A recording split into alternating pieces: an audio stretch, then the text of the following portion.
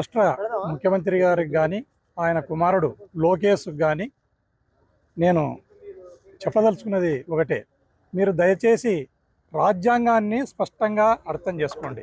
ఆ రాజ్యాంగం మీకు అర్థం కాకపోతే దానికంటే ముందు జాన్ డేర్ రాసిన డెమోక్రసీ అండ్ ఎడ్యుకేషన్ అనే పుస్తకాన్ని చదవండి, లేదా ఫ్రెంచి విప్లవాన్ని చదివితే మీకు మన రాజ్యాంగం అర్థమవుతుంది.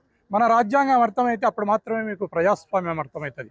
ప్రజాస్వామ్యము అంటేనే పాలకపక్షం ఉంటుంది, ప్రతిపక్షం ఉంటుంది. ప్రతిపక్షానికి ప్రశ్నించే హక్కు ఉంటుంది. ఆ హక్కును మీరు గౌరవించకుండా ఉక్కుపాదంతో ఆ హక్కులను మీరు కాలరాస్తున్నారు. ఎక్కడికక్కడ ఈ ప్రభుత్వం చేస్తున్న తప్పులను, ఆటవిక పాలనను పెన్నుతో రాసిన, నోటితో మాట్లాడినా మీరు కేసులు కడుతూ పోతున్నారు.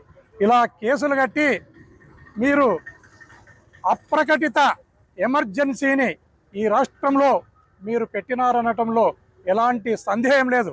ఆ రోజుల్లో ఇందిరాగాంధీ గారు అధికారికంగా ఎమర్జెన్సీని ప్రకటిస్తే మీరు అనధికారికంగా ఎమర్జెన్సీని తలపిస్తున్నారు. ఈ రాష్ట్రంలో మీ పాలన అంతా కూడా పోలీసు కబంధ హస్తాలలోనే ఈ రాష్ట్రాన్ని మీరు ముందుకు తీసుకుని వెళ్తున్నారనటంలో ఎలాంటి సందేహం లేదు.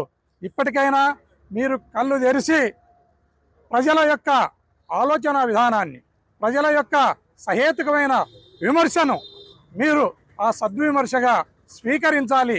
సద్విమర్శగా స్వీకరించి మీ గాడి తప్పిన ప్రభుత్వాన్ని గాడిన పెట్టుకొని ముందుకు వెళ్ళాలి. అదేవిధంగా మా గౌరవ మాజీ ముఖ్యమంత్రి వైఎస్ జగన్మోహన్ రెడ్డి గారిని, అదేవిధంగా మా మాజీ ఎంపీలను, మాజీ ఎమ్మెల్యేలను, మాజీ మంత్రులను కూడా అనాగరికమైన భాషలో మీ లీడర్లు కూడా మాట్లాడుతూ ఉన్నారు.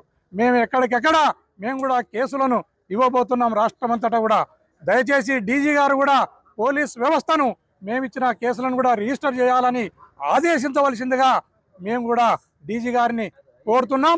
ఇప్పటికైనా మీరు ఈ అప్రకటిత ఎమర్జెన్సీని ఎత్తివేసి ప్రజాస్వామ్యబద్ధంగా ఈ రాష్ట్రాన్ని ముందుకు తీసుకుని పోవాలి.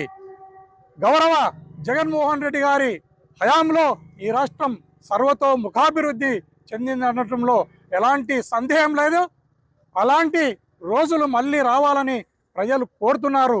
అందులో భాగంగానే మొన్న 1 కోటి సంతకాల ప్రోగ్రాం కూడా జరిగింది. టోటల్ మీ పరిపాలన ఎలా ఉంది అనటానికి దర్పణమే 1 కోటి సంతకాలు అనేది కూడా మీరు గుర్తుపెట్టుకొని ముందుకు సాగాలని ముఖ్యమంత్రి గారిని నేను కోరుకుంటున్నాను.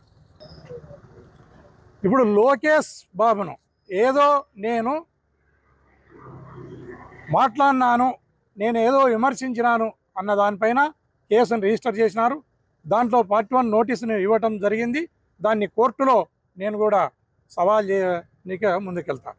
చరిత్ర సృష్టించినోడు ఇప్పుడు ఆ చరిత్రని తిరగరాయబోతున్నాడు. అబద్ధాల గోడల్ని బద్దలు కొట్టి నిజాలను రాగా మీ ముందుంచబోతున్నాడు. నిజమైన వార్తల కోసం వెంటనే డౌన్లోడ్ చేసుకోండి రా యాప్ని.